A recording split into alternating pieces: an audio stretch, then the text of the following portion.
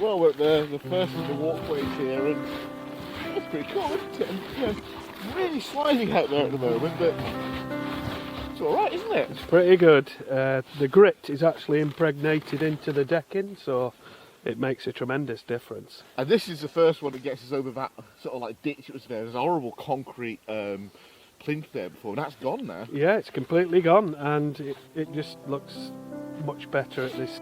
Well, it'll green up in time. Well, this is the I suppose the bigger boardwalk bisecting the top of the opened up wetland, and this is brilliant, isn't it? It kind of will bring you right down into the wildlife, Chris.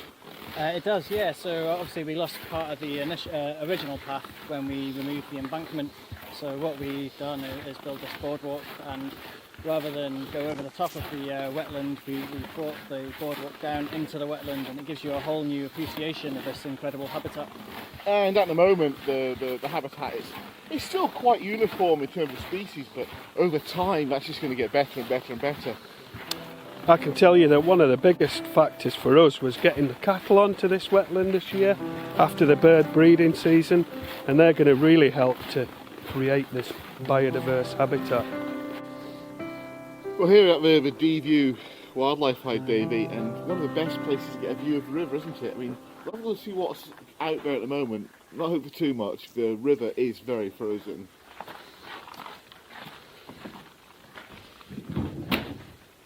Of course, this hide was built under, paid for by a previous lottery project many years ago called Solworth.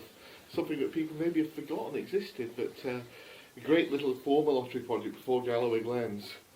And obviously it was in a different position then, because it used to be called Castlehide. It was on top of the Bund. Yeah, and we've moved it across into this Yeah. better location. You've Yeah. got things like a kingfisher perch just out of here, and a great view up the River Dee. Nice and cosy in here, Nick. It is cosy on a cold day. There's not a lot out there at the moment, but a few mallards sitting on the ice, just constantly wishing for warm weather. But you can see all sorts from here some days, can't you? You can. As you mentioned earlier, we put those kingfisher perches in earlier in the year, and we've opened up the view to the osprey nest as well. However, I do have to do a little bit more work over there because a branch fell down after we did the work. But this, I have to say, is one of my favourite places now. Just that view on the corner of the river there, and you've got the Carlingmort Lane coming into it as well, so you'll get otter there because they love like a confluence.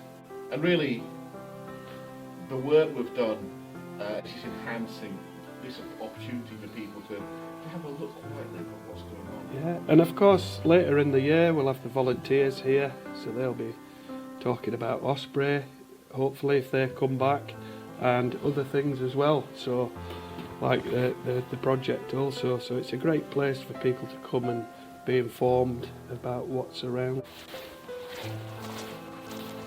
We're drawing to the end now of the Galloway Glens involvement in the Threave project, and what a difference. But you know, we've helped for a few years, HSBC's helped for a few years, we're going, but the project's not finishing, is it? Absolutely not, no.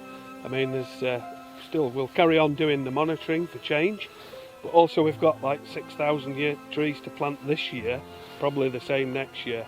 So volunteers still needed as ever to get these into the ground? Absolutely, and we've got some public activities as well, so tree-tastics coming up, looking forward to that. We'll get that all over Facebook, Yeah. I'm sure you will as well.